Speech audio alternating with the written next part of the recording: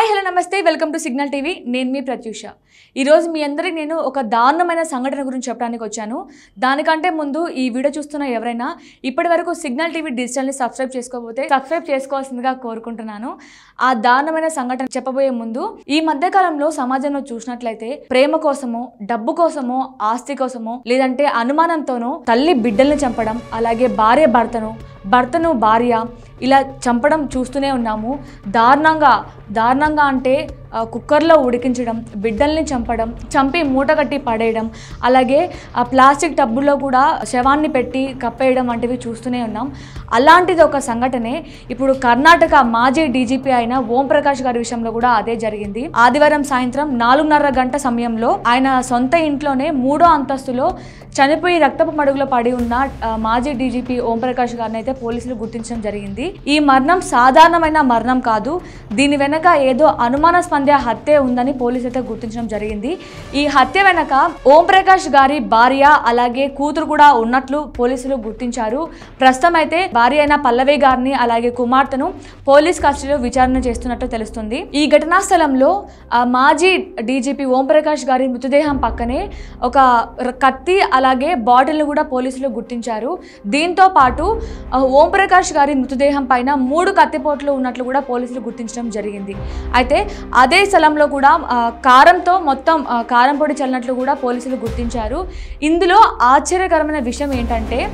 ఓం ప్రకాష్ గారి భార్య ఈయన చనిపోయిన తర్వాత ఈయన చంపేసిన తర్వాత ఈమె ఫోన్లో ఒక టెక్స్ట్ మెసేజ్ని అయితే పోలీసులు గుర్తించారు ఆ టెక్స్ట్ మెసేజ్ ఏంటంటే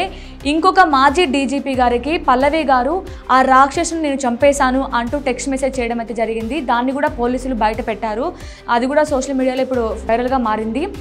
ఇందులో ఈ హత్యలో కూడా ఓన్లీ పల్లవి గారే కాకుండా పల్లవి గారికి తమ కుమార్తె కూడా సాయం చేసినట్టు తెలుస్తుంది అసలు ఇంత దానానికి పాల్పడడానికి పల్లవి గారికి అలాగే పల్లవి గారి కుమార్తెకు అసలు దాని వెనక కారణం ఏంటి కడుపున పుట్టిన కూతురు అలాగే కట్టుకున్న భార్య ఇంత దారుణమైన పనికి పాల్పడడానికి గల కారణాలు విషయానికి వెళ్ళినట్లయితే వీళ్ళు దాదాపు కొన్ని రోజులుగా ఆస్తి తగాదాలకై గొడవలు పడుతున్నట్లు తెలిసింది అలాగే పల్లవి గారు రీసెంట్గా కొన్ని రోజుల క్రితమే ఒక ఐపీఎస్ గ్రూప్లో నాకు నా భర్తతో ప్రాణహాని ఉంది ఈయన ఇంట్లో కూడా గన్ను పట్టుకొని తిరుగుతున్నారు నన్ను నా కూతుర్ని చంపేస్తామంటూ బెదిరిస్తున్నారు అనే మెసేజ్ అయితే ఐఏఎస్ గ్రూప్లో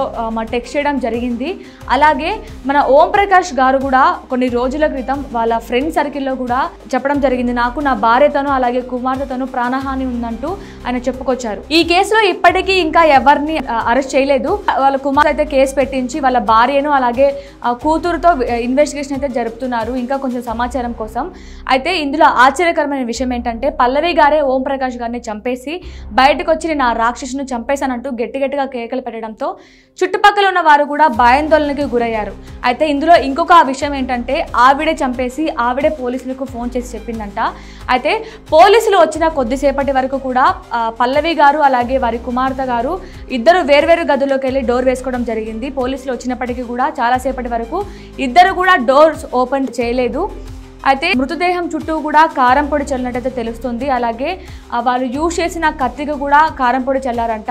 నిజానికి ఆ కత్తినే యూజ్ చేశారా ఇంకా ఏదైనా వస్తువును యూజ్ చేశారా అనేది ఇంకా ఇన్వెస్టిగేషన్ లో తేలలేదు ఇంకా విషయాలు ఏమైనా తెలుస్తాయా అనే విధంలో పోలీసులు ఇన్వెస్టిగేషన్ అయితే నడుపుతున్నారు మరెన్నో ఇలాంటి ఇన్ఫర్మేటివ్ వీడియోస్ కోసం మన సిగ్నల్ టీవీని సబ్స్క్రైబ్ చేసుకోండి